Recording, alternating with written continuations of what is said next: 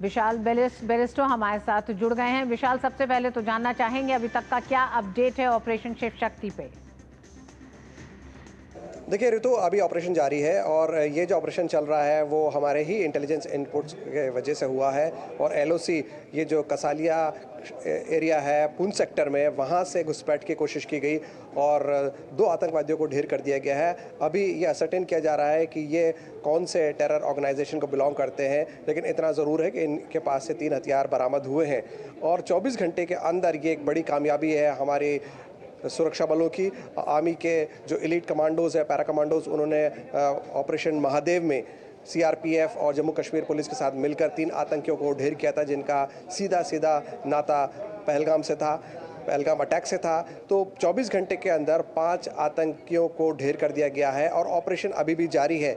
आपने कल सुना हमारे रक्षा मंत्री को कि हमने ऑपरेशन सिंदूर कॉल ऑफ नहीं किया है। अगर पाकिस्तान हमें मजबूर करेगा तो हम कभी भी उसको रीस्टार्ट कर सकते हैं। ये सीधी वार्निंग है ऐसे समय में जब मानसून सेशन चल रहा है, पार्लियामेंट चल रहा है और ऑपरेशन सिंदूर पे चर्चा हो रही है। आज शाम को भी गृह मंत्री राज्यसभा में बोलने वाले हैं। आपने कल सुना एक लंबा भाषण, पहले गृह मंत्री का, रक्षा मंत्री का और फिर जो आइसिंग ऑन द केक जिसे हम कहते हैं प्रधानमंत्री का। एक क्लियर मैसेज था पाकिस्तान और पाकिस्तान को सपोर्ट करने वाले चीन के खिलाफ कि भारत रुकेगा नहीं, किसी भी तरह की नापाक हरकत का मुंह तोड़ जवाब दिया जाएगा। ऋतु। विशाल, हमने देखा कि 2 दिन में जिस तरह से जम्मू कश्मीर में 2 बड़े ऑपरेशंस को अंजाम दिया गया, ऑपरेशन महादेव और फिर ऑपरेशन शिव शक्ति जी, तो ये 2 ऑपरेशंस 2 दिन में अलग अलग नाम से इन ऑपरेशंस को, हालांकि इसमें देखा गया है कि जो बॉर्डर पार से घुसपैठ करते हुए आतंकवादी हैं उनको निशाना बनाया गया। पहला ऑपरेशन पहलगाम के लिए था।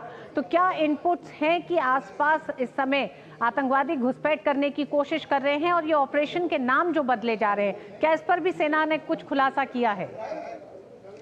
देखिए ऋतु, दोनों ऑपरेशन अलग अलग इलाकों में चल रहे हैं। जो आपने बात की ऑपरेशन महादेव की, वो ऑपरेशन महादेव चल रहा है डाचीगाम नेशनल पार्क में, जो जंगल का इलाका है, श्रीनगर के अंदर ही वो पड़ता है और काफ़ी घना जंगल है वहाँ पर, नेशनल पार्क है वो। लेकिन उसको पहलगाम के बाद से ही कॉर्डन ऑफ कर दिया गया था, सैनिटाइज करने की कोशिश की जा रही थी। बहुत घना इलाका है और हमें पता है कि किस तरह से ऑपरेशन महादेव का अंजाम दिया गया, जिसमें हमारे आर्मी के एलीट पैरा कमांडोज थे, सीआरपीएफ के जवान थे और जम्मू कश्मीर पुलिस थे।